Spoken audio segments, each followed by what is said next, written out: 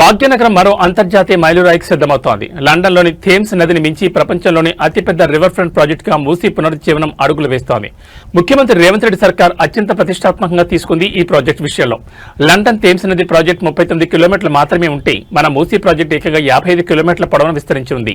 మొదటి దశలో 21 కిలోమీటర్ల మేర పనులు చేపట్టనున్నారు. దీనికోసం భూసేకరణ కాకుండానే సుమారు 6,500 నుండి 7,000 కోట్ల వ్యయమవుతుందని అంచనా.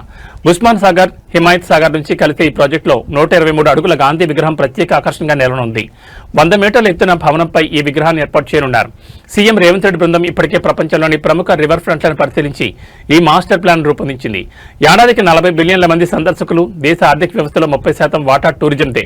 నిత్యం 1.5 లక్షల మంది పర్యాటకులు, రోజుకు 7,000 మంది సందర్శకులు, 85,000 మందికి ఉపాధి. ఇవే లక్ష్యాలతో మూసీని కూడా ఆర్థిక పర్యాటక కేంద్రంగా తీర్చిదిద్దనున్నారు.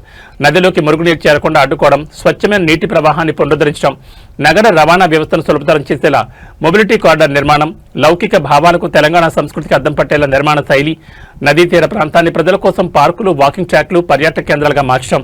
మూసీ అంటే కేవలం ఒక నది మాత్రమే కాదు, హైదరాబాద్ ఆర్థిక నాడులను కదిలించే ఒక భారీ ప్రాజెక్ట్. వేలాది మందికి ఉపాధి, లక్షలాది మందికి పర్యాటక అనుభూతిని అందించబోతున్న ఈ ప్రాజెక్టుతో తెలంగాణ కీర్తి ప్రపంచవ్యాప్తం కానుంది. అపార్ట్మెంట్లో ఒక అపార్ట్మెంట్ వాళ్ళ గురించి మొన్న వాళ్ళని మచ్చిక చేసుకోవడానికి అందులో 2-3 జర్నలిస్టులు ఉన్నారు.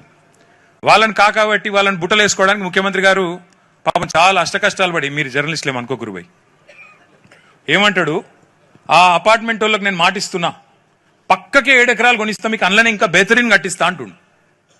చాలా ఆశ్చర్యం అనిపించింది నాకు. మరి మిగతా వాళ్ళ సంగతి ఏంది? హనుమాన్ నగర్ వాళ్ళ సంగతి ఏంది? హిమాయత్ సాగర్ వాళ్ళ సంగతి ఏంది? వీళ్ళకి కూడా జాగాలకు బదులు జాగిస్తావా? పక్కకే ఇస్తావా? సరిపడా జాగాకు బదులు జాగా ఇవ్వాలి కదా. ఒకరికి ఇస్తే అందరికి ఇవ్వాలి కదా. మరి అపార్ట్మెంట్ వాళ్ళని ఒక తిరిగా, బస్తీలను ఒక తిరిగా చూడొద్దు కదా. ప్రభుత్వం అన్నాక అందరు ఒకటే కదా, అందరికి ఓట్లు ఉన్నాయి. మీరైనా ఓటెత్తారు, అంబానీకి ఒకటే ఓటు, మనకు ఒకటే ఓటు. వాళ్ళేం మన 1000 ఓట్లు, 1,00,000 ఓట్లు ఉండవు కదా.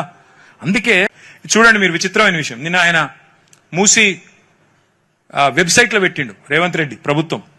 మూసీని ఎట్లా చేస్తామని పెట్టిండు. ఆ పెట్టిన బొమ్మలు ఎక్కడో తెలుసా? మనం గతంలో చేసిన బొమ్మలే పెట్టిండు 6 కోట్ల రూపాయలతో.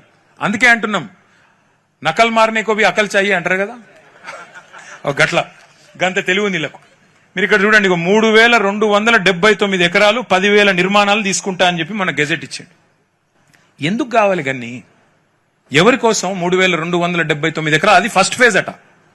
2వ ఫేజు, 3వ ఫేజు, 12వ ఫేజు ఏం చేస్తాడో మహానుభావుడు మరి చూడాలి. మొదటి ఫేజ్ లోనే 10,000 నిర్మాణాలు. నేను 10,000 నిర్మాణాలు లెక్క తప్పు చెప్పానంటారని గెజెట్ కూడా తెచ్చిన. ఎన్ని ఎకరాలు అంటే 3,279 ఎకరాలు. మళ్ళీ గుర్తు చేస్తా ఉన్నా, పక్కనే కోకాపేటలో 100 కోట్లు, 100